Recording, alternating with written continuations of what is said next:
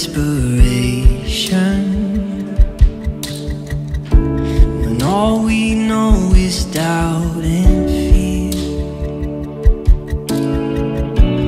There is only one foundation. We believe, we believe. In this broken generation, when all is dark, you help us see. There is only one salvation. We believe, we believe, we believe in God the Father. We believe in Jesus Christ. We believe in the Holy Spirit, and He's given us new life. We believe in the crucifixion. We believe that He conquered hell. We believe in His resurrection, and He's coming back again. We believe.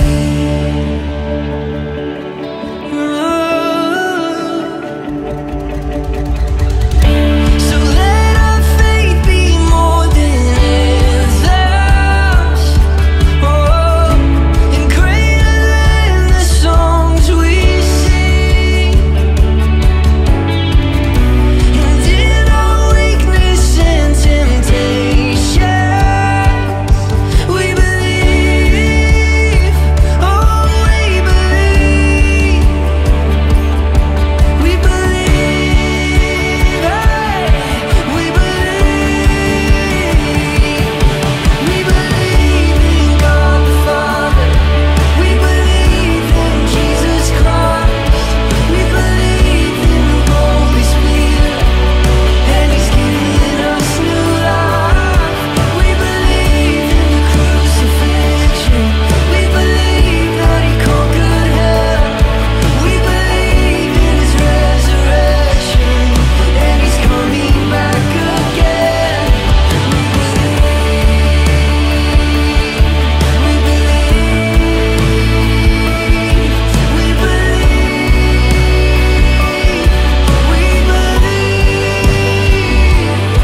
Let the lost be found, the dead be raised in the here and now. Let love invade, let the church live loud. Our God will save, we believe, we believe. Let the lost be found, the dead be raised in the here and now.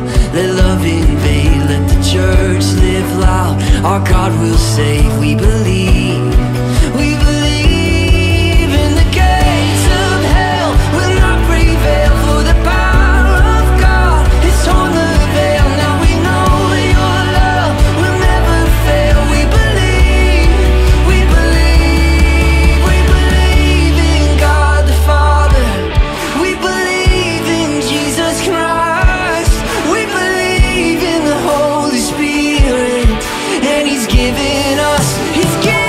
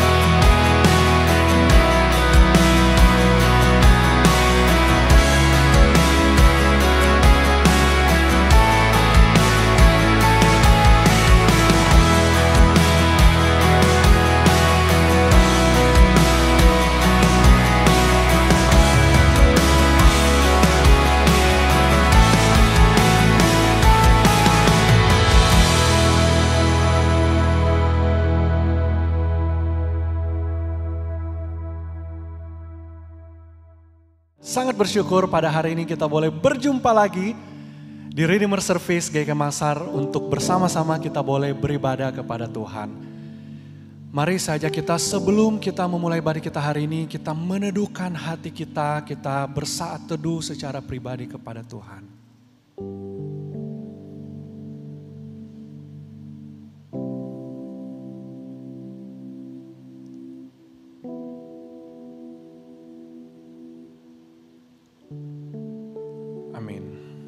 Saya undang kita semua untuk bangkit berdiri. Dengarlah seruannya yang indah dalam Mazmur 29 ayat yang kedua. Berilah kepada Tuhan kemuliaan namanya. Sujudlah kepada Tuhan dengan berhiaskan kekudusan. Mari pada saat ini kita bersuka cita. Kita punya Allah yang sangat baik dalam kehidupan kita. Mari bersama-sama kita memuji dan memuliakan Dia. Mari bersama-sama kita bertepuk tangan. Kita angkat pujian ini, mari masuk gerbangnya dengan hati bersyukur, dengan sukacita.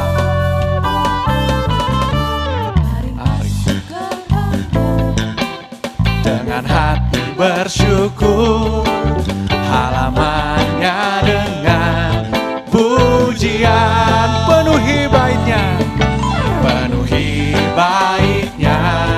dengan nyanyian syukur. Hadirannya penuh sukacita. Bersama-sama katakan, sebab Tuhan Dia baik dan anugerahnya kekal selama-lamanya. Amin. Sebab Tuhan Dia baik dan anugerahnya kekal selama-lamanya. Amin. Dengan penuh semangat, katakan masuk gerbangnya dengan hati bersyukur, halamannya dengan puji-pujian.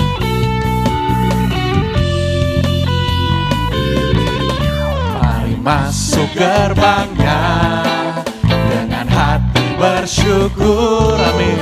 Halamannya dengan pujian. Penuhi baitnya dengan nyanyian syukur. Hadirannya penuh sukacita. Mari kita angkat suara kita. Sebab Tuhan Dia baik dan anugerahnya kekal selama-lamanya. Amin. Sebab Dia baik, sebab Tuhan Dia baik dan anugerahnya kekal selama-lamanya. Amin. Sebab Dia Allah yang baik, anugerahnya kekal untuk selama-lamanya. Sungguh hati kita bersyukur dan bersukacita. Mari bersama-sama kita nyatakan, sebab Tuhan Dia baik dan anugerahnya kekal selama-lamanya. Amin. Sebab Tuhan Dia baik dan anugerahnya kekal selama-lamanya. Allah yang sangat baik dalam kehidupan kita, mari kita puji Dia. Sebab Tuhan Dia baik dan anugerahnya kekal selama-lamanya. Sekali lagi dengan sukacita. Sebab Tuhan Dia baik dan anugerahnya kekal selama-lamanya. Untuk selama-lamanya. Selama-lamanya. Selama-lamanya. Selama-lamanya. Amin. Segala kemuliaan hanya bagi Tuhan kita.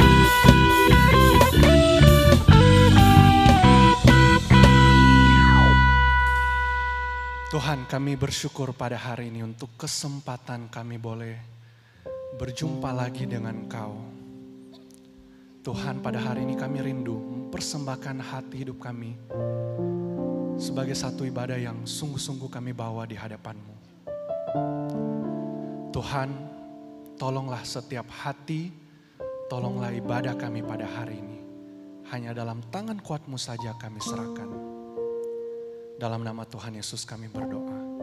Amin. Jemaat dipersilakan untuk duduk kembali. Mari pada saat ini kita memandang kepada Allah yang penuh kasih. Allah yang besar kasih-Nya dalam kehidupan kita. Walau Dia Maha Tahu, namun tidak diingatnya segala pelanggaran kita. Dijauhkannya segala kesalahan kita. Sebab kasih Tuhan melupakan setiap pelanggaran. Mari dengan hati yang hancur dan penuh syukur kita datang kepada Dia. Kasih yang melupakan pelanggaran, walau Maha Tahu tak diingatnya. Allah hapuskan segala kesalahan. Berlimpah kasih-Nya lampaui dosa. Tuhan sabar terhadap kita ketika kita tersesat. Lembut Dia memanggil kita. Allah sabar saat kita tersesat. Lembut Sang Bapa panggil pulang kita. Disambutlah yang lelah dan yang jahat. Berlimpah kasih-Nya lampaui dosa. Mari kita naikkan syukur. Tuhan, sebab kasih-Nya sempurna. Kasih-Nya baru tiap pagi. Berlimpah kasih-Nya lampaui dosa. Allah mencurahkan kebaikan-Nya kepada kita. Hidupnya diberikan bagi kita. Darahnya untuk keselamatan kita. What riches of kindness. His blood was the payment for us. Mari bersama-sama kita bangkit berdiri. What riches of kindness He lavished on us. His blood was the payment, His life was the cost. We stood in a debt we could never afford. Our sins, they are many, His mercy. Praise the Lord, praise the Lord. His mercy is more. Stronger than darkness, new every morn. Our sins, they are many, His mercy is more. Praise the Lord,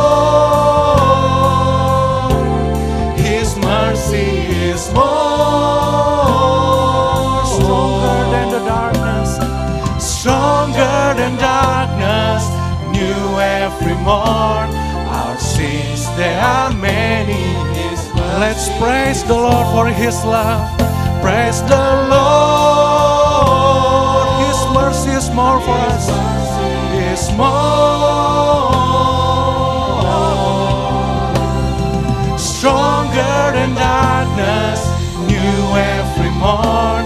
Our sins, they are many. His mercy is more. Our sins, they are many. His mercy is more. Our sins, they are many. His mercy is more. Mika pasalnya yang ke-7 ayat 18 sampai 19. Siapakah Allah seperti Engkau yang mengampuni dosa dan yang memaafkan pelanggaran dari sisa-sisa miliknya sendiri, yang tidak bertahan dalam murka-Nya untuk seterusnya, melainkan berkenan kepada kasih setia? Biarlah Ia kembali menyayangi kita, menghapuskan kesalahan-kesalahan kita, dan melemparkan segala dosa kita ke dalam tubir-tubir laut. Bapak, Ibu, Saudara sekalian, saya mengajak setiap kita untuk mengambil waktu teduh sejenak di hadapan Tuhan. Mari kita mengakui akan dosa-dosa kita. Mari kita mohon ampun atas segala perbuatan dosa yang telah kita lakukan kepada Tuhan. Mari kita berdoa di hadapan Tuhan secara pribadi.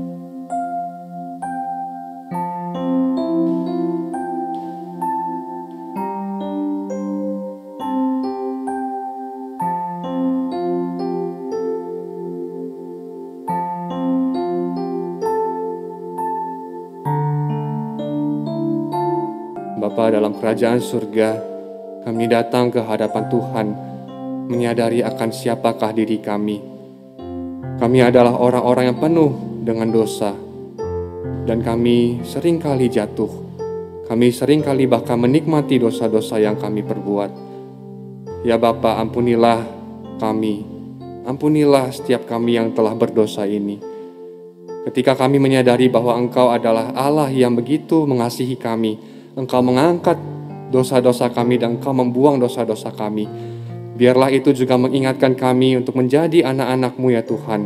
Anak-anak-Mu yang mau untuk terus hidup kudus, untuk terus hidup sesuai dengan kebenaran firman-Mu, yang terus mau hidup berkenan di hadapan Tuhan. Ampunilah kami ya Bapa, ampunilah kami. Biarlah kami menyadari akan betapa besar kasih-Mu dalam kehidupan kami, dan kami belajar untuk terus hari demi hari berubah menjadi serupa dengan Engkau. Di dalam nama Tuhan Yesus kami berdoa. Amin. Bapak Ibu Saudara, dengan tetap bangkit berdiri, mari kita menyatakan pengakuan iman kita seturut dengan pengakuan iman rasuli. Aku percaya kepada Allah, Bapa yang Maha Kuasa, Khalik langit dan bumi, dan kepada Yesus Kristus, anaknya yang tunggal Tuhan kita, yang dikandung dari Roh Kudus, lahir dari anak darah Maria, yang menderita sengsara di bawah pemerintahan Pontius Pilatus, disalibkan, mati dan dikuburkan, turun ke dalam kerajaan maut. Pada hari yang ketiga, bangkit pula dari antara orang mati, naik ke surga, duduk di sebelah kanan Allah, Bapa yang Maha Kuasa. Dan dari sana ia akan datang untuk menghakimi orang yang hidup dan yang mati. Aku percaya kepada Roh Kudus, gereja yang kudus dan am, persekutuan orang kudus, pengampunan dosa, kebangkitan tubuh, dan hidup yang kekal. Amin. Bapak, Ibu, Saudara dipersilakan duduk kembali. Mari kita persiapkan hati kita menyambut kebenaran firman Tuhan. Biarlah tiada kerinduan lain selain kita boleh mengenal Dia dengan sungguh-sungguh, mengenal kasih-Nya, karyanya dalam kehidupan kita. Sebab manakah kasih yang lebih besar selain dari kasih yang diberikan kepada setiap kita.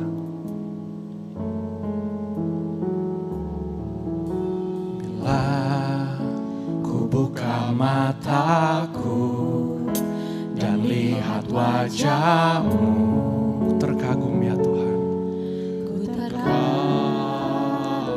Bila kami melihat hidup kami, ku lihat hidupku dan karya tangan-Mu,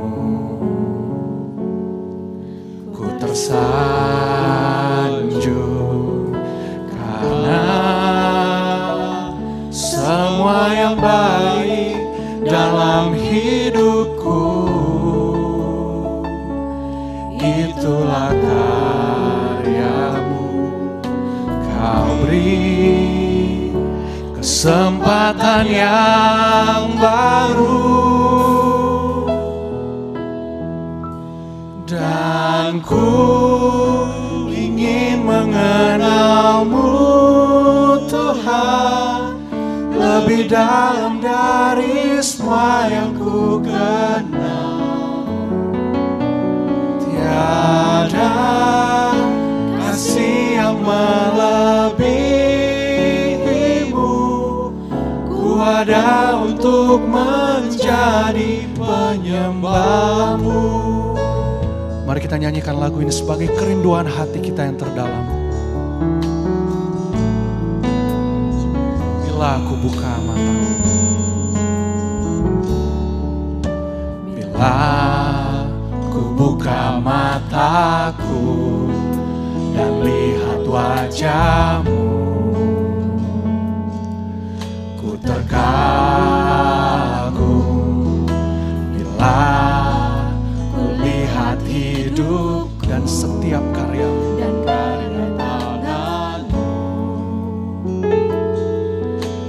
tersanjung. Katakan semua yang baik. Semua yang baik dalam hidupku, itulah karyamu.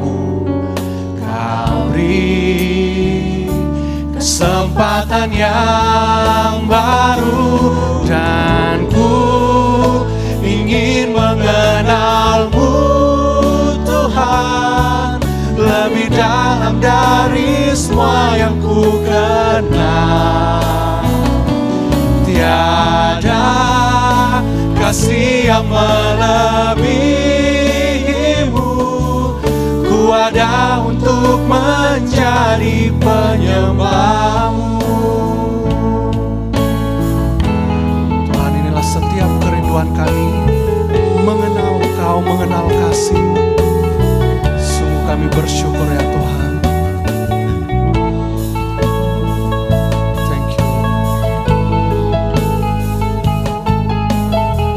Mari bersama-sama kita bangkit berdiri. Sama-sama kita nyatakan. Dan ku ingin mengenalmu Tuhan lebih dalam ya Tuhan. Lebih dalam dari semua yang ku kenal. Tiada kasih yang melebihimu, ku ada untuk menjadi penyembahmu. Dan ku ingin mengenalmu Tuhan lebih dalam dari semua yang ku kenal. Sebab tiada kasih yang lebih besar daripada kasih. Kasih yang melebihimu, ku ada untuk menjadi penyembahmu. Bapak, Ibu, dan saudara-saudari yang dikasihi Tuhan, mari sebelum mendengarkan penguraian firman Tuhan, saya mengajak kita untuk berdoa terlebih dahulu. Biarlah Engkau pagi hari ini Tuhan yang berbicara, memberi pengertian kepada kami tentang gereja, tentang bagaimana kami sebagai gereja-Mu Tuhan, mengerti apa yang harus kami lakukan sebagai tubuh Kristus. Karena itu biarlah Engkau sendiri yang berbicara kepada setiap kami, memberi pengertian dan menolong kami bagaimana kami bersama-sama sebagai gereja-Mu kami boleh bertumbuh di dalam Engkau Tuhan. Karena itu pimpinlah Tuhan, kami berdoa di dalam nama-Mu Tuhan kami Yesus Kristus, Tuhan yang hidup. Amin.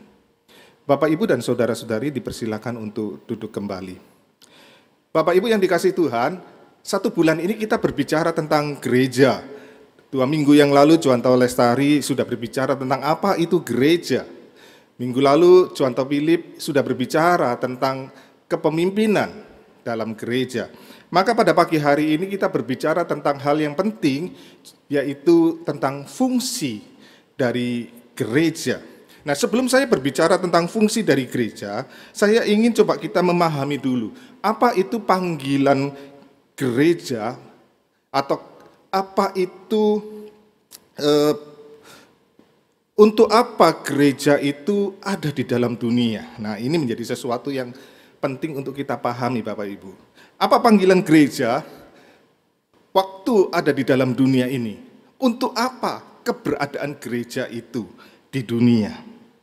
Maka saya mengajak kita melihat Matius 28 ayat 18 sampai 20, Bapak Ibu yang dikasihi Tuhan. Matius 28 ayat 18 sampai 20. Dikatakan Yesus mendekati mereka dan berkata, "Kepadaku telah diberikan segala kuasa di surga dan di bumi. Karena itu pergilah, jadikanlah semua bangsa muridku. Baptislah mereka dalam nama Bapa dan Anak dan Roh Kudus, dan ajarlah mereka melakukan segala sesuatu yang telah kuperintahkan kepadamu, dan ketahuilah aku menyertai kamu senantiasa sampai kepada akhir zaman." Nah, Bapak Ibu yang dikasihi Tuhan, gereja ada di dalam dunia untuk mewujudkan amanat agung yang Tuhan Yesus berikan. Nah, amanat agung itu apa? Pergi, jadikan semua bangsa murid Kristus. Ini hal yang penting. Kita pergi bukan untuk menjadikan orang yang belum percaya itu orang Kristen atau beragama Kristen, bukan. Bapak Ibu yang dikasihi Tuhan. Tetapi amanat agung dengan clear, dengan jelas berbicara apa? Kita pergi untuk menjadikan semua bangsa adalah menjadi murid Kristus, ya. Menjadi murid Kristus.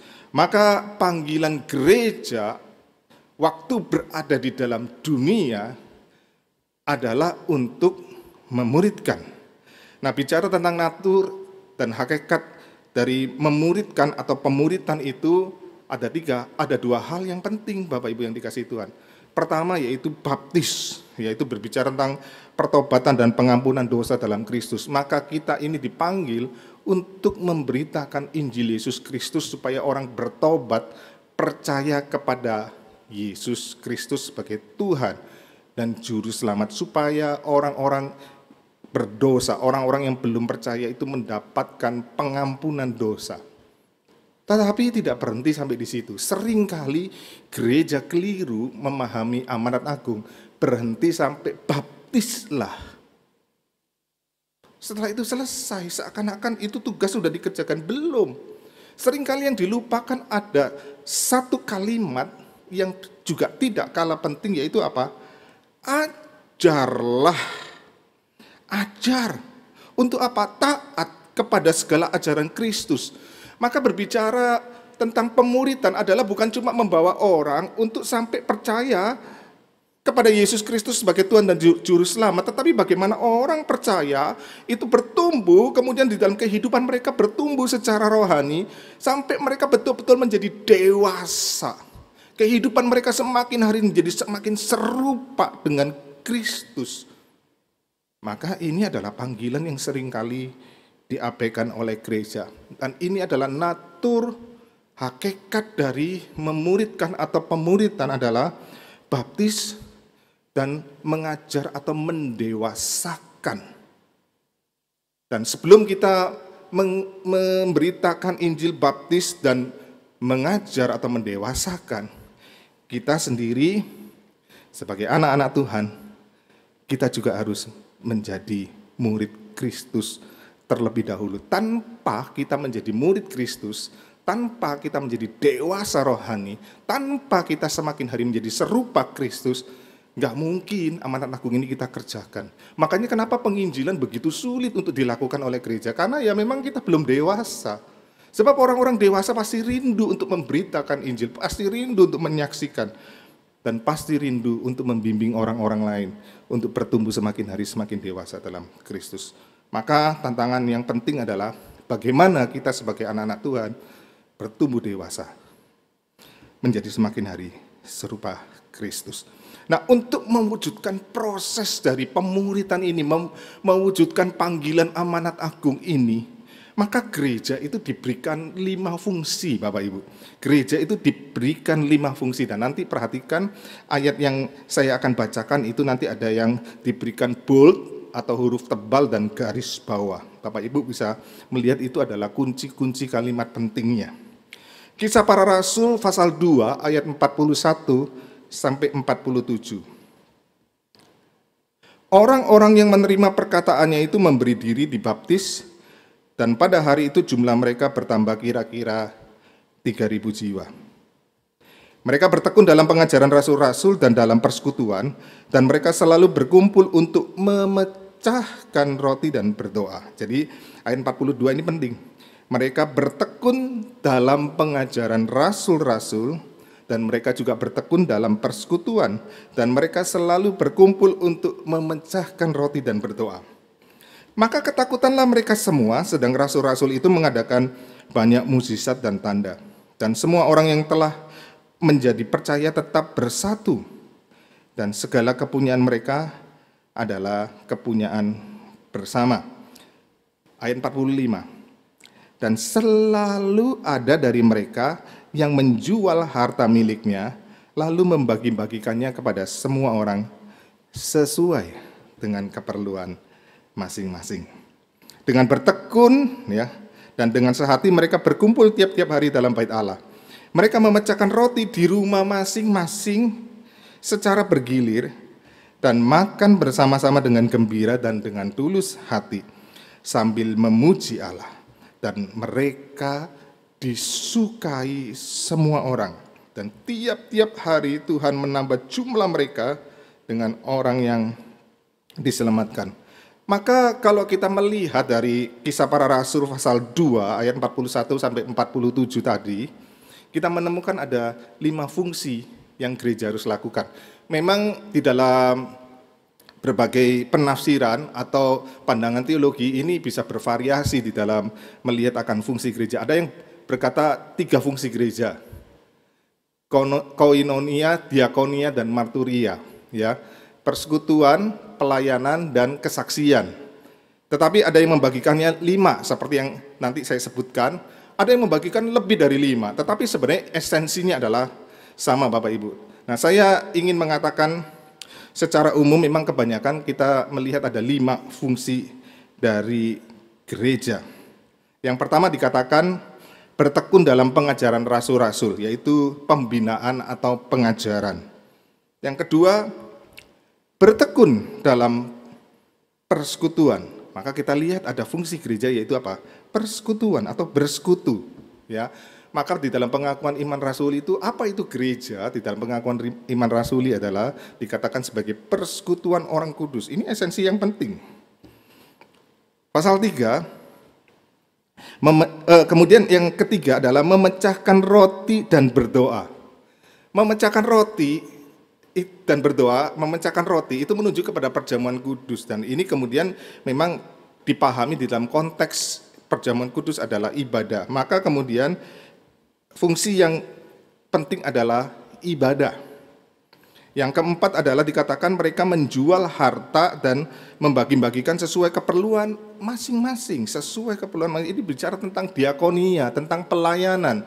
Dan tentang pelayanan bukan cuma bicara tentang membantu orang yang miskin, orang yang kesulitan. Nanti di dalam perkembangan gereja ini adalah menyangkut keseluruhan aktivitas, ya, kegiatan yang ada di dalam gereja, yaitu kemudian disebut sebagai diakonia. Kemudian dikatakan mereka, yang kelima, mereka disukai semua orang. Ya, ini bicara tentang apa? Kesaksian. Tentang nanti bagaimana juga memberitakan Injil. Maka kalau kita baca keseluruhan Kisah Para Rasul, maka tema yang penting dari Kisah Para Rasul adalah Injil diberitakan sampai ke ujung bumi. Ya, ada kesaksian yang nyata. Ya, ada penginjilan. Kemudian nanti kita lihat di dalam pasal-pasal berikutnya yang nampak begitu luar biasa. Maka ada 5 fungsi dari gereja. Pembinaan atau pengajaran, persekutuan, ibadah, pelayanan, kesaksian atau penginjilan. Maka Bapak Ibu yang dikasihi Tuhan, ini adalah 5 fungsi dari gereja. Dan gereja kita sudah melakukan 5, ada 5 itu ya, maka kita ada 5 bidang ya. Nanti kita lihat ada 5 bidang yang bukan, ada lebih dari 5, tapi bidang yang berkaitan dengan pelayanan untuk pertumbuhan gereja, pemuritan itu ada 5. Ya, kita lihat ada pengajaran atau pembinaan, ada persekutuan, ibadah, ada kemudian diakonia. Maka kita lihat di situ. Kemudian kita melihat ada ya pembinaan, persekutuan, ibadah, pelayanan, dan penginjilan. Bapak Ibu yang dikasihi Tuhan, gereja pada umumnya memiliki ini, ya, memiliki ini. Nah, tetapi pertanyaannya gini, mengapa kemudian dalam realitanya, walaupun gereja punya 5 bidang pelayanan ini, tapi begitu sulit untuk bertumbuh dewasa menjadi semakin serupa dengan Kristus. Bertahun-tahun bahkan berpuluh tahun gereja melakukan itu, Tetapi apa yang terjadi Bapak Ibu? Kemudian jemaat yang adalah gereja, sekali lagi gereja bukan gedung, gereja adalah orang, ya. Gedung gereja ini menjadi gereja bukan karena gedungnya, tetapi karena orang-orangnya. Maka kalau sepanjang Alkitab dikatakan gereja bukan gedung, tetapi gereja adalah umat Allah. Itu sudah dikhotbahkan oleh John Toles, jelas sekali. Gereja adalah persekutuan orang percaya. Gereja adalah orang-orang yang dipanggil keluar dari kegelapan kepada terangnya yang ajaib. Nah, realitanya kenapa kok kemudian walaupun di dalam gereja melakukan 5 fungsi ini, tetapi kenapa jemaat tidak menjadi murid Kristus? Tetap sulit untuk menjadi dewasa, tetap sulit untuk semakin untuk menjadi serupa dengan Kristus. Persoalannya apa Bapak Ibu yang dikasihi Tuhan? Maka disinilah kita perlu coba melihat kembali tentang fungsi gereja. Maka saya mengamati Bapak Ibu ada 2 kesalahan yang besar yang selama ini gereja lakukan sehingga apa? Tidak bertumbuh, tidak menjadi murid Kristus. Yang pertama adalah salah di dalam mengerjakan fungsi gereja. Perhatikan Bapak Ibu, walaupun gereja punya 5 bidang, tetapi pada realitanya bidang-bidang itu tidak mengerjakan seperti yang firman Tuhan mau. Coba kita lihat satu demi satu. Bicara tentang pengajaran, tentang pembinaan Bapak Ibu. Nah, seringkali kemudian kita itu cuma bicara apa di dalam pembinaan, konsep yang keliru ada, cuma menekankan doktrin. Ada orang yang senang dengan doktrin. Wah, kenapa khotbahnya kok praktis-praktis, marah. Kenapa tidak bicara tentang doktrin kok begitu dangkal khotbah. Sebaliknya ada orang yang ngomong, kenapa bicara doktrin aja sih? Kenapa kok nggak bicara hal-hal yang praktis yang menyentuh kehidupanku dan sebagainya. Maka itu menjadi seakan-akan penekanan gereja cuma itu, doktrin atau praktika saja. Hanya kemudian menekankan cuma pengetahuan atau pengalaman saja. Ada gereja yang cuma kamu yang penting tahu kebenaran firman Tuhan, kamu cuma tahu di otak. Sebaliknya yang lain yang penting aku pengalaman, nggak penting pengetahuan terlalu tinggi-tinggi, yang penting saya mengalami. Gereja yang menekankan kepada pola-pola kelas dan sebagainya, ya. Celakanya kemudian kita berpikir bahwa kemudian dengan berjalannya waktu kita otomatis akan bertumbuh. Enggak loh Bapak Ibu. Maka kemudian yang seringkali di dalam gereja terjadi adalah kita tidak pernah betul-betul memikirkan konsep tentang pengajaran, tentang pembinaan yang benar. Nah, kita harus memahami Bapak Ibu bahwa konsep yang benar tentang pengajaran atau pembinaan adalah bagaimana menjadikan orang murid Kristus. Murid Kristus, ini menjadi hal yang penting. Bagaimana kemudian pembinaan atau pengajaran itu menekankan pada perubahan hidup. Nah, seringkali orang cuma sampai di otak atau sampai di emosi saja, tapi tidak sampai terjadi perubahan hidup. Nah, ini yang kemudian harus menjadi satu pola yang penting sekali yang kemudian kita pikirkan. Pembinaan yang terjadi di dalam gereja mula-mula adalah seperti yang Yesus lakukan. Adalah pola seorang murid mengikuti gurunya. Bukan cuma mendengar ajarannya, tetapi bagaimana kemudian kehidupannya betul-betul meniru dari sang guru. Cara berpikir adalah bagaimana cara berpikir seperti sang guru. Maka guru kita yang sejati adalah Yesus Kristus. Bagaimana cara berpikir kita seperti Kristus, bagaimana cara kita hidup adalah cara hidup seperti Kristus. Maka ini yang harus dikerjakan di dalam pembinaan. Kemudian gereja cuma sampai di pikiran, pengetahuan atau cuma emosi saja, tapi nggak sampai berubah hidupnya. Padahal itu yang harus terjadi di dalam kehidupan pembinaan atau pengajaran, yaitu bagaimana orang berubah di dalam hidup mereka.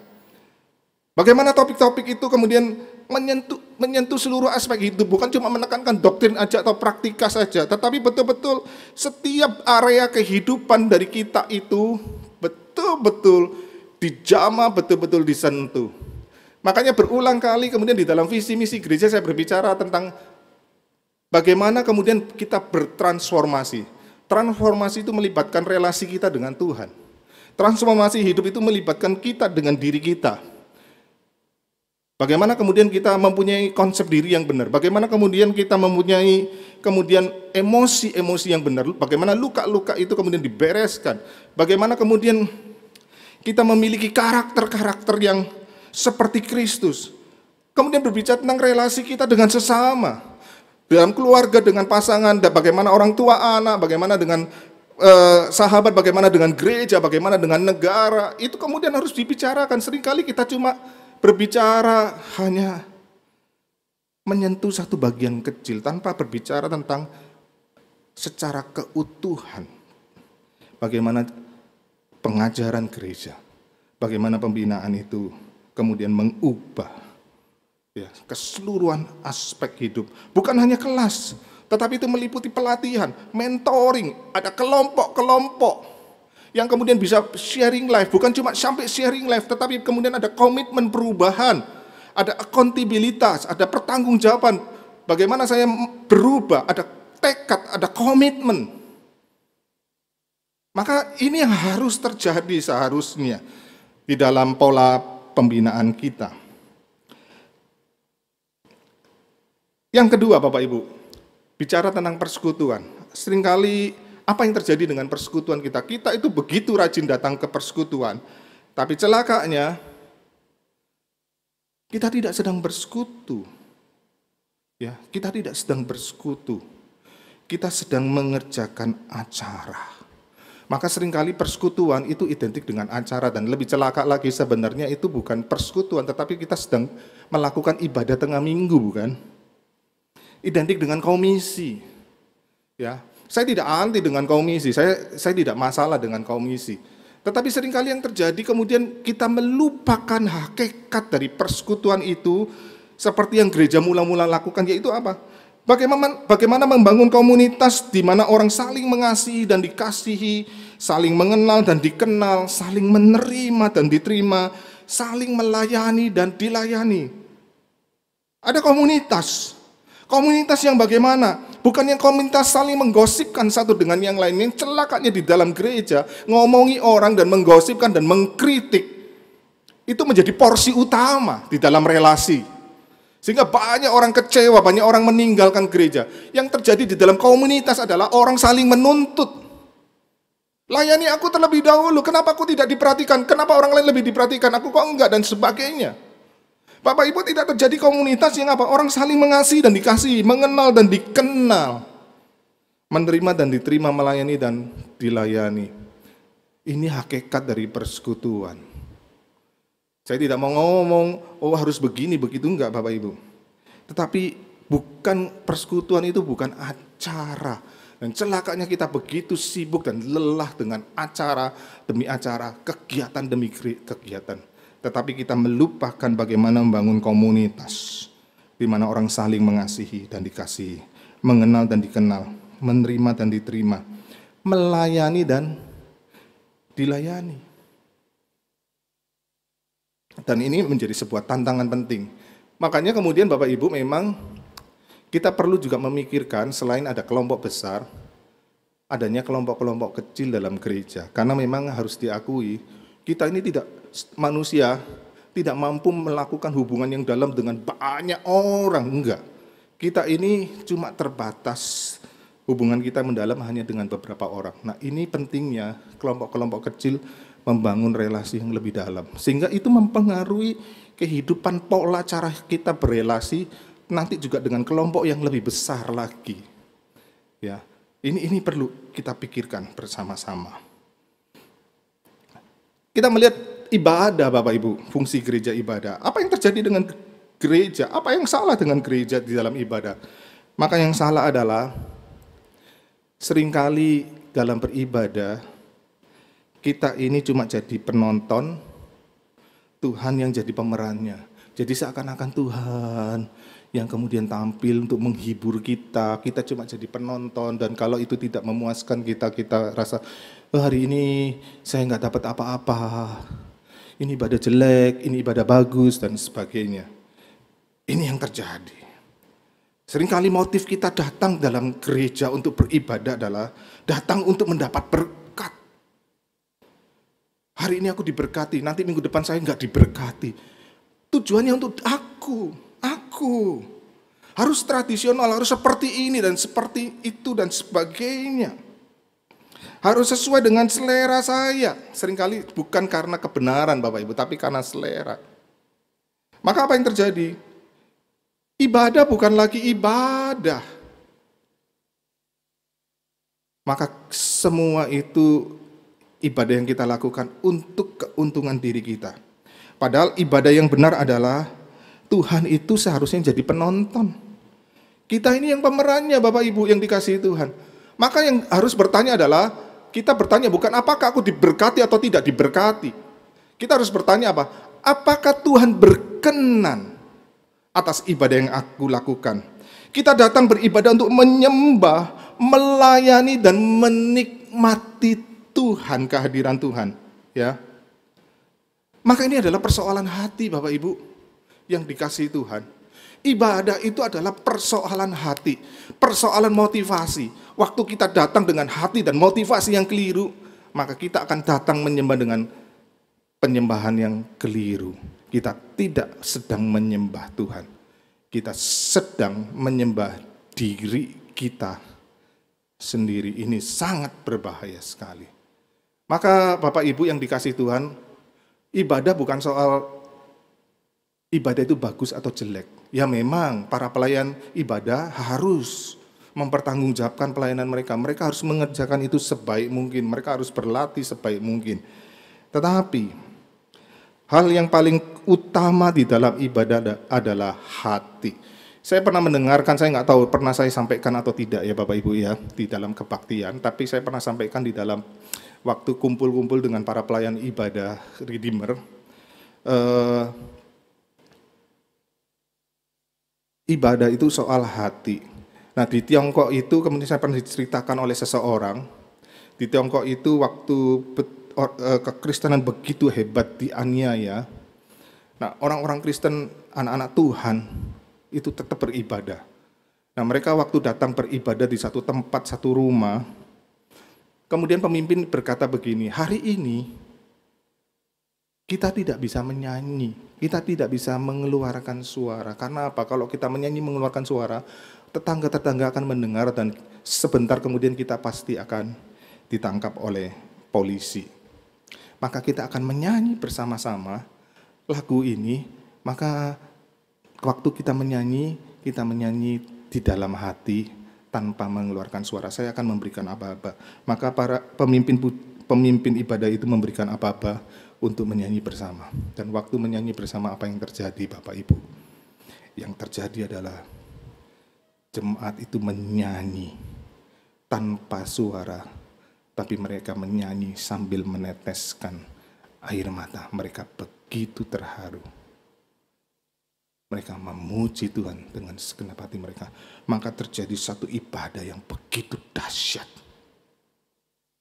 Bapak Ibu, kunci utama dalam ibadah adalah hati kita.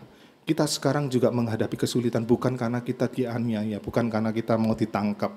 Kita menghadapi kesulitan beribadah. Karena apa? Karena COVID-19. Kita tidak bisa berkumpul bersama-sama di dalam gereja, gedung gereja ini. Tetapi kunci utama walaupun kita beribadah di rumah, kunci utama adalah apa? Hati kita. Tidak peduli dimanapun. Banyak orang Kristen dulu tidak bisa beribadah di gedung gereja. Mereka ibadahnya di mana? Mereka beribadahnya bersembunyi. Mereka ibadahnya sampai di kuburan dijadikan tempat ibadah. Mereka beribadah sampai di kuburan, sampai di gua-gua. Mereka tidak punya gedung mewah yang begitu bagus seperti kita. Tapi mereka tetap beribadah dengan segenap hati mereka. Tidak dibatasi oleh tempat. Maka Bapak Ibu yang penting kemudian kita perlu memahami sekarang adalah dalam ibadah bagaimana itu kemudian kita memahami zaman, relevan dengan zaman ini. Bagaimana kita menghadapi tantangan zaman ini. Bagaimana kemudian kita mengerjakan di dalam zaman ini tanpa mengorbankan aspek-aspek ibadah yang benar. Sekarang kita tidak bisa berkumpul bersama. Tapi bukan berarti kita tidak beribadah. Maka satu hal yang saya rindu berbicara adalah Bapak Ibu, gereja mula-mula mereka beribadah dan ini perlu kita pikirkan bersama. Mereka ibadah bukan di gedung gereja yang besar. Mereka berkumpul di rumah masing-masing dengan keluarga-keluarga ya mereka masing-masing.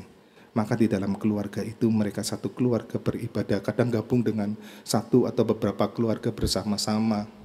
Nah, di tengah-tengah situasi yang kita hadapi sekarang, bagaimana kita mengerjakan satu ibadah yang relevan? Kita tidak bisa berkumpul karena PPKM. Kita nggak tahu berapa lama. Kita mungkin kalau bisa berkumpul pun datang terbatas, sampai berapa lama.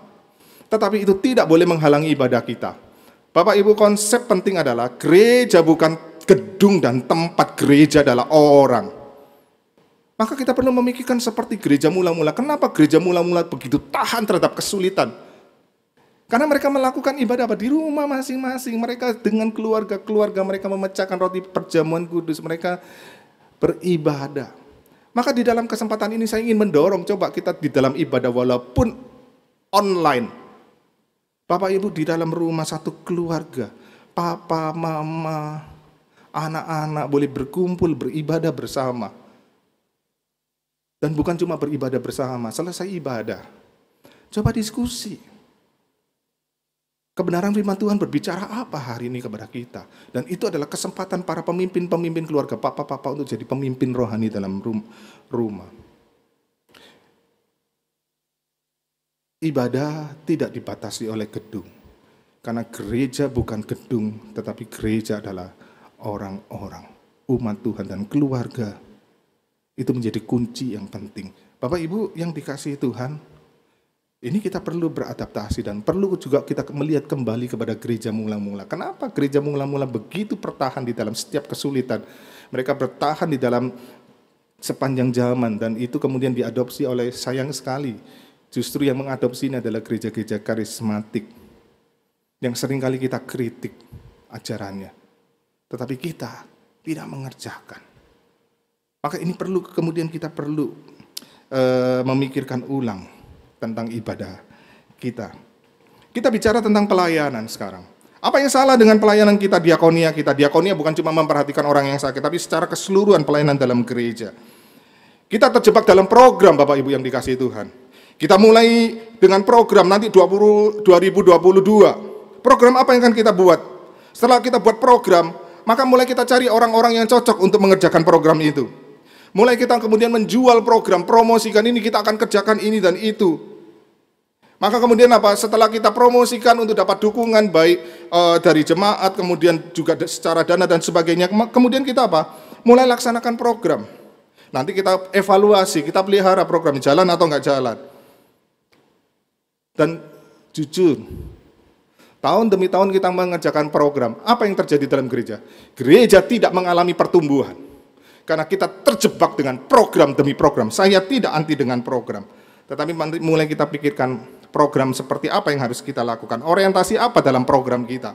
Seringkali kita terjebak orientasi dalam kegiatan demi kegiatan sehingga kita begitu banyak sekali kegiatan yang kita lakukan. Padahal di dalam pelayanan kalau kita perhatikan di dalam kehidupan gereja mula-mula, mereka mulai dengan apa? Dengan kebutuhan. Ada orang-orang miskin, ada orang-orang yang kesulitan, ada orang-orang yang butuh pertolongan. Mereka mulai dengan kebutuhan. Dan kemudian apa? Mereka melihat itu sinkron dengan tujuan atau misi dari gereja. Tujuan gereja, memuridkan. Maka kemudian kita perhatikan, gereja mempersiapkan para pelayan. Paulus tidak bikin komisi itu, komisi ini, komisi itu, enggak. Tapi Paulus mempersiapkan para pelayan-pelayan terlebih dahulu, dipersiapkan dengan sesungguh-sungguhnya. Setelah para pelayan siap, baru kemudian dia bentuk itu organisasinya. Bangun itu berdasarkan apa? Talenta. Alkitab menekankan sekali tentang karunia-karunia rohani. Begitu ditekankan luar biasa. Maka perhatikan, pelayanan bukan tentang program, tapi pelayanan ada tentang orang, bagaimana kita memperlengkapi orang. Nanti kalau Bapak Ibu baca Efesus pasal 4, bagaimana gereja bertumbuh menjadi dewasa, adalah bagaimana kemudian peranan hamba-hamba Tuhan itu dipanggil, bukan untuk mengerjakan seluruh pelayanan yang ada dalam gereja, bukan. Tetapi panggilan utama hamba Tuhan adalah apa? Memperlengkapi jemaat, untuk mereka bisa saling melayani, untuk mereka bisa saling menumbuhkan menjadi dewasa rohani. Maka ini yang menjadi kunci penting. Seringkali kegagalan dalam gereja. Saya juga mengalami 20 tahun lebih. Dari tahun 96 saya melayani, lulus dari sekolah teologi ya. Ya ada 25 tahun saya melayani Tuhan. Dan seringkali di dalam pelayanan di gereja, mengerjakan program demi program. Nanti sudah ada program 1 tahun, 2 tahun, 5 tahun, 10 tahun.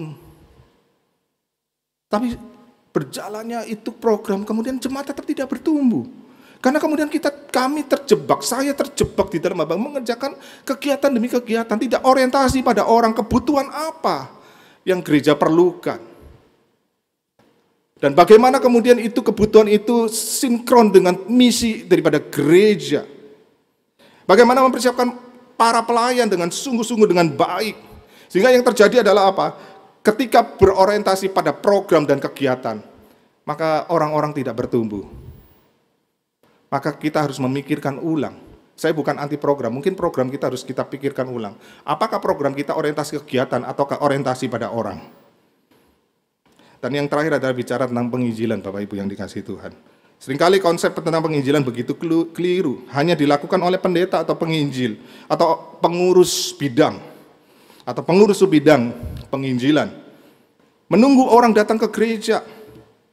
Kemudian kita cuma berpikir kalau melakukan misi atau penginjilan, misi itu adalah melakukan mission trip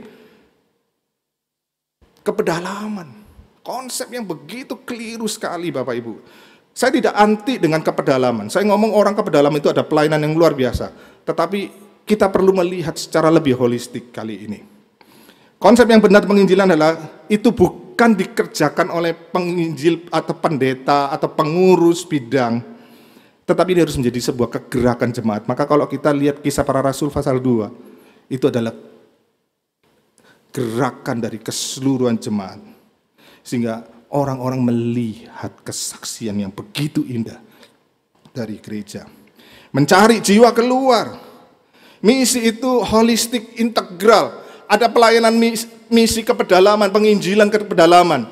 Tetapi juga ada penginjilan perkotaan. Dan perhatikan Bapak Ibu, jumlah penduduk di dunia termasuk di Indonesia, penduduk perkotaan itu jauh lebih besar. Tapi perkotaan tidak pernah disentuh. Jarang sekali orang mau menyentuh tentang perkotaan. Padahal ada penduduk yang lebih besar daripada penduduk di pedalaman.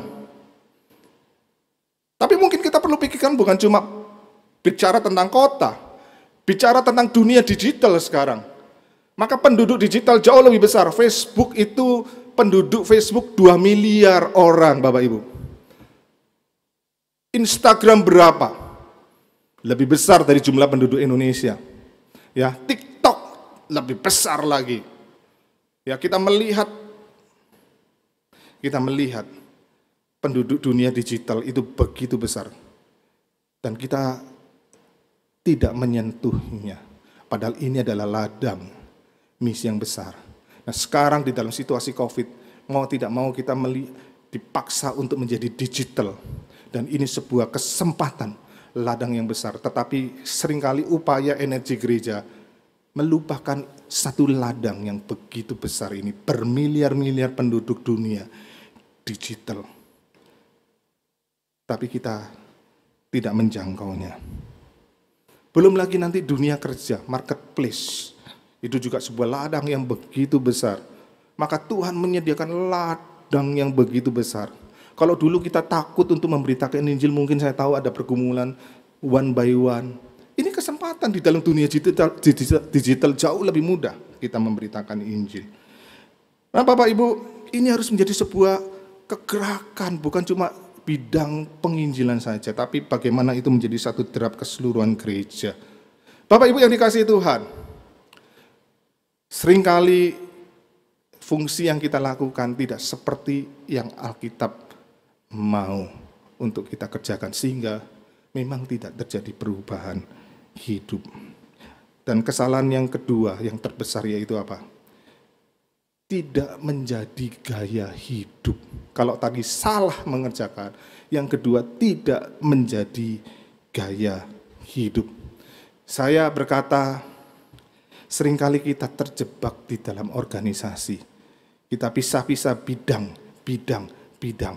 Saya tidak anti dengan organisasi, karena saya percaya keberadaan organisasi, termasuk perjanjian baru pun. juga membentuk organisasi dengan penatua-penatua dan diaken.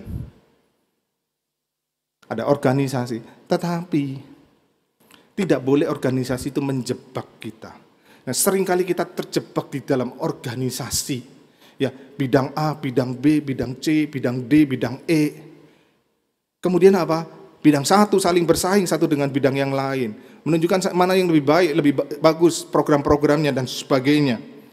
Tapi bukan mendorong itu untuk menjadi sebuah gaya hidup gereja, yaitu umat Allah, kita orang-orang percaya. Setiap orang percaya adalah gereja. Tidak menjadi gaya hidup kita. Persekutuan tidak menjadi gaya hidup kita. Ibadah tidak menjadi gaya hidup kita.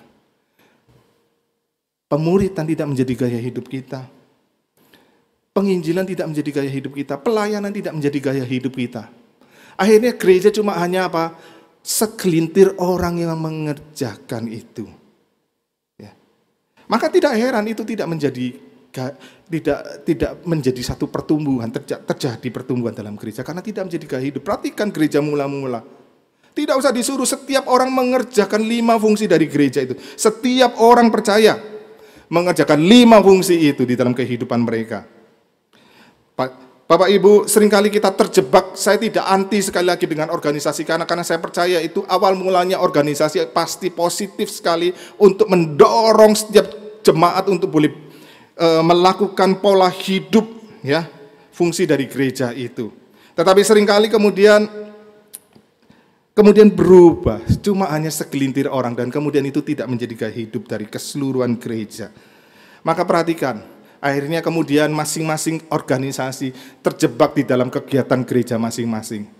Maka kita fokus bukan pada orangnya, kita terjebak fokus pada kegiatan.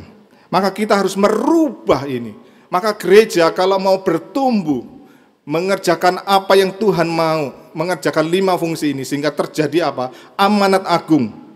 Maka kembali, kita harus fokus pada orang. Bagaimana kemudian kita bersama-sama melihat, ini harus menjadi gaya hidupku. Gaya hidupku. Ya. Bukan itu tugasnya bidang A, bidang B, bidang C, bidang D, bidang E, bukan. Tapi itu adalah menjadi gaya hidup dari aku. Biarlah kebenaran firman Tuhan ini memberkati kita sekalian. Tuhan, perkataan hamba-Mu terbatas, tetapi biarlah kebenaran firman-Mu yang itu boleh menyadarkan kami.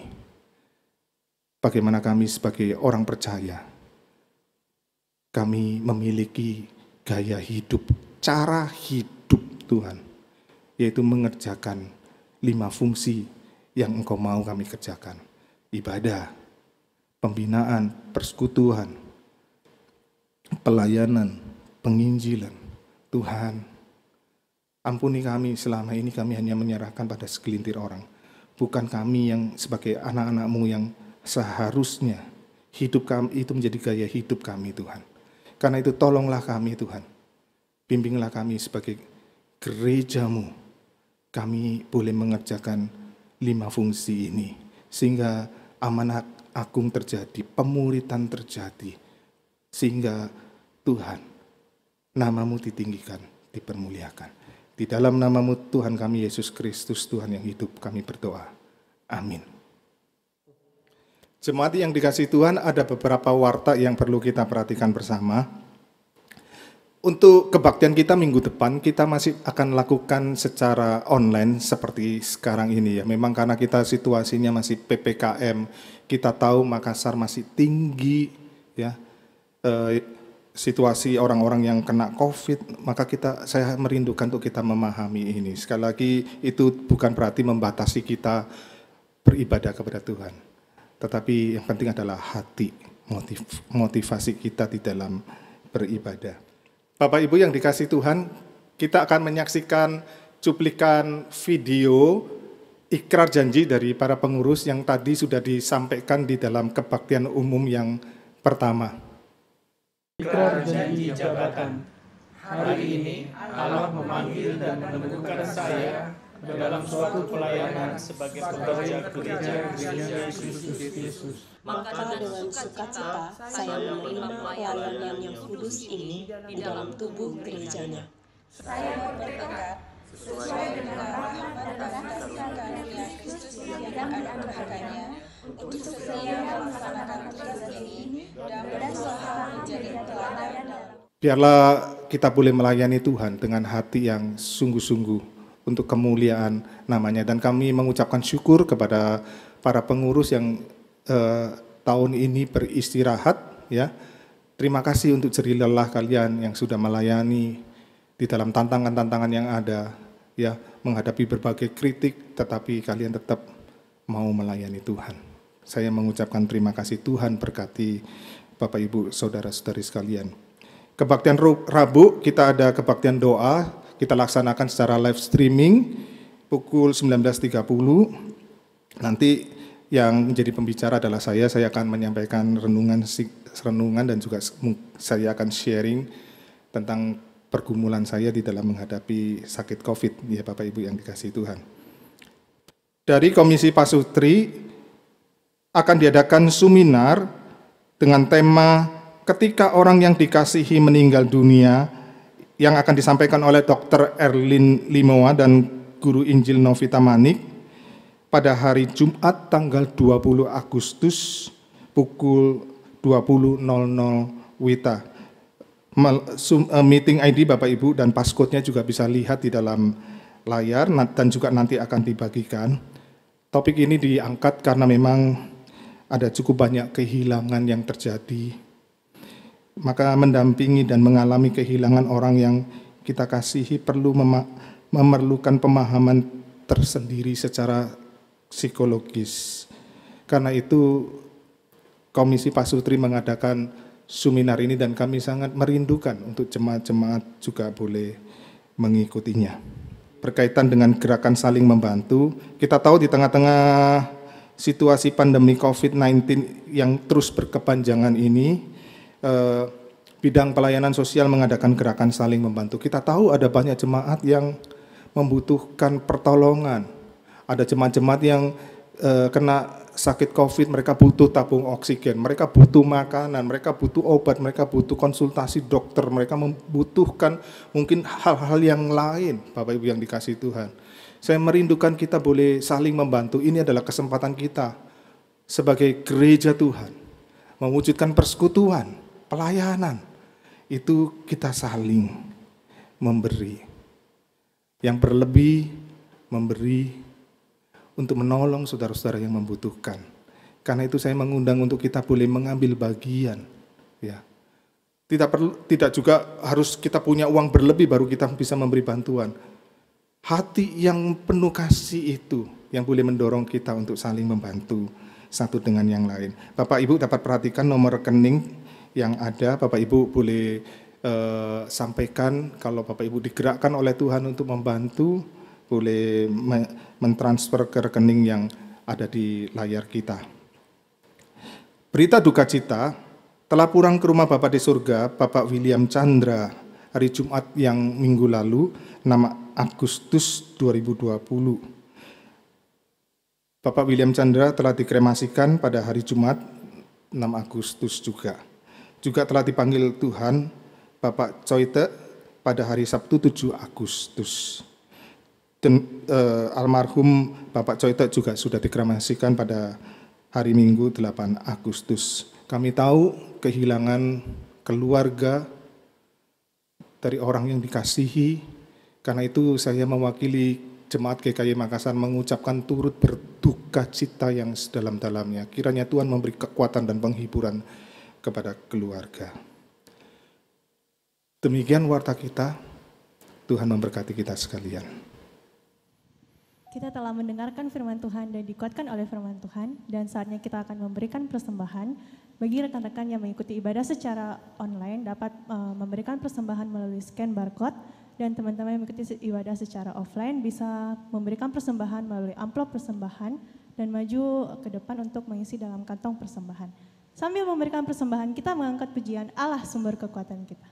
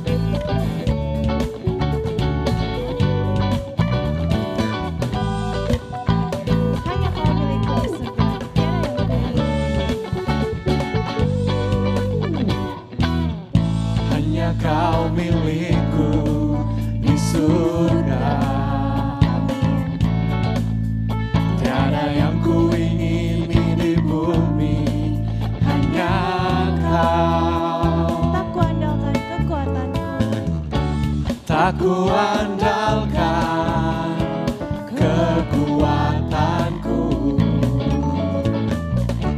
namun yang pasti kan tetap selamanya Allah sumber kuatku, Allah sumber kuatku, Allah sumber kuatku dan bagianku selamanya, selamanya. Saudara teman-teman untuk bangkit berdiri. Namakan pujian ini dengan lebih semangat menyatakan bahwa Allah merupakan sumber kekuatan kita.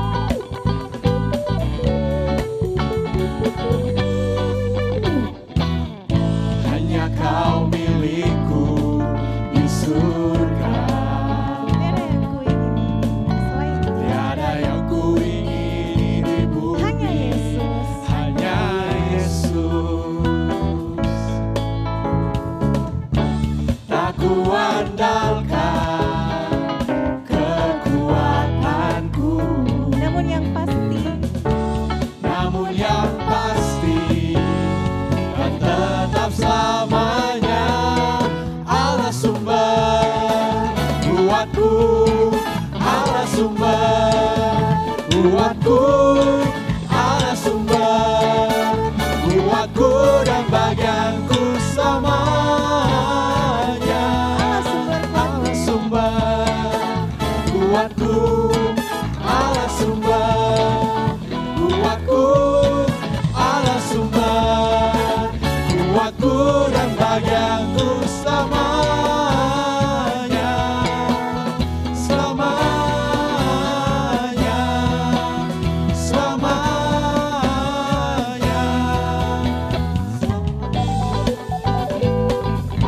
amin. Allah merupakan sumber kekuatan kita selama-lamanya.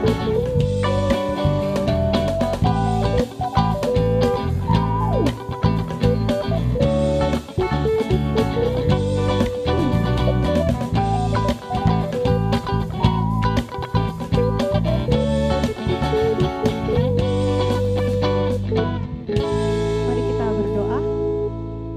Tuhan, terima kasih untuk berkat-Mu kepada kami sehingga kami bisa mengikuti ibadah, kami bisa mendengarkan firman-Mu, kami bisa memuji nama-Mu.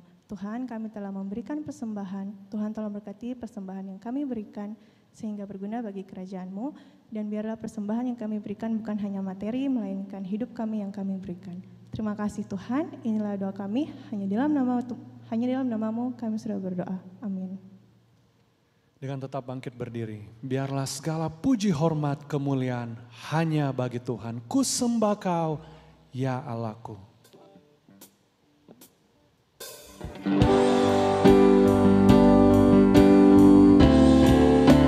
Ku sembah Kau, ya Allahku. Ku tinggikan nama-Mu selalu. Tiada lutut tak bertelut menyembah Yesus Tuhan Rajaku. Ku sembah Kau, ya Allahku. Ku tinggikan nama-Mu selalu. Tiada lidah tak mengaku.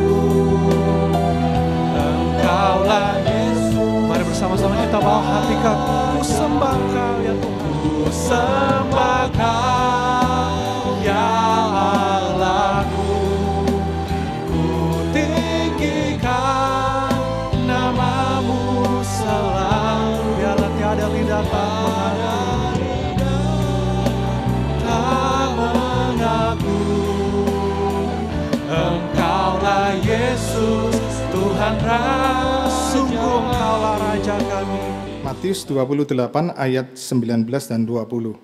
Karena itu pergilah, jadikanlah semua bangsa muridku, dan baptislah mereka dalam nama Bapa dan Anak dan Roh Kudus. Dan ajarlah mereka melakukan segala sesuatu yang telah kuperintahkan kepadamu. Dan ketahuilah, aku menyertai kamu senantiasa sampai kepada akhir zaman. Jemaat yang dikasihi Tuhan, terimalah berkat dari Allah Tritunggal, kasih yang sempurna dari Allah Bapa, anugerah yang begitu ajaib dari Tuhan kita Yesus Kristus, pimpinan, pertolongan, kekuatan dari Roh Kudus menyertai saudara-saudara sekalian dari sekarang sampai selama-lamanya. Amin.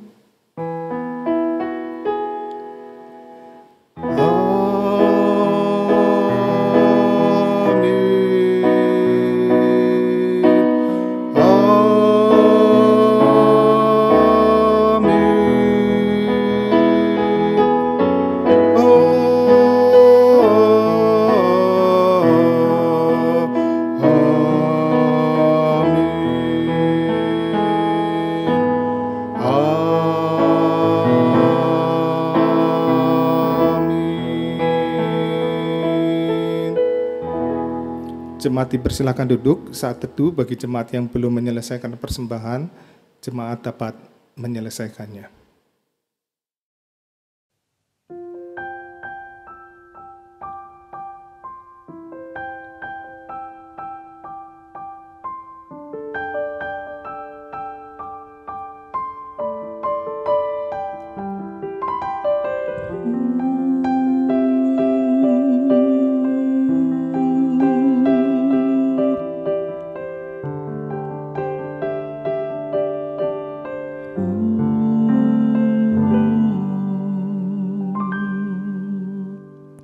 Terima